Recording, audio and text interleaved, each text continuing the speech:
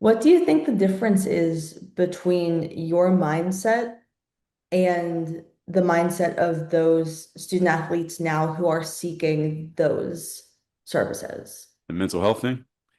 I think the biggest thing is that people are just more aware of the mental health thing. So therefore, you're going to get more people taking advantage of it and thinking about it and talking about it and maybe even diagnosing themselves as in need of it simply because it's there. Like if something becomes available, people are going to partake if it's something that is, especially the way it's presented. If you present, hey, and if you have an issue with your mind or your confidence, or you just want to talk to somebody, I'm available. If they had it when I was playing, I'm sure either me or some of my teammates would have taken advantage just because it's there, not necessarily because, again, I don't think any of my teammates ever said, man, I really wish there was somebody who I could talk to about my mindset because we weren't even considering that as a possibility.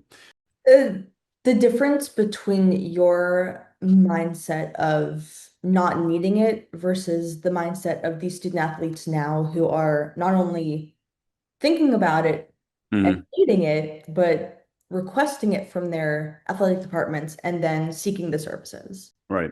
Well, I think another thing is that, especially in the world that we're in today, people grow up knowing about it. So it's just a natural part of your life. It's kind of like you get on a plane now. The first thing you do when you sit down is where can I plug in my phone? All right. Now, 20 years ago, nobody was saying that because that wasn't a thing, but now it's a thing. So when you grow up knowing that something exists, it just becomes a natural expectation. Or you go into a building and the first thing you're asking is, okay, what's the Wi-Fi?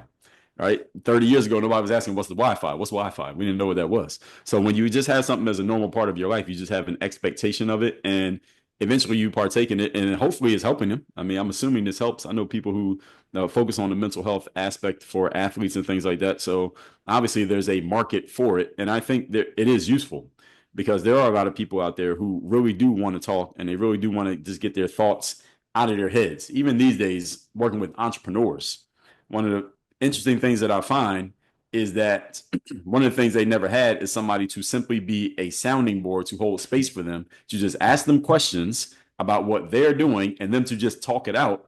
And sometimes at the end of the conversation, I haven't told them anything. All I did was ask them a bunch of questions and listen. And they're like, man, this is a great conversation. And I didn't do anything. I'm just letting them talk. So a lot of times in life, just people in general, nobody listens because everybody's talking because everybody has a device and everyone is broadcasting, but nobody is listening. So just having the ability to listen and just holding space for people often is very valuable for them.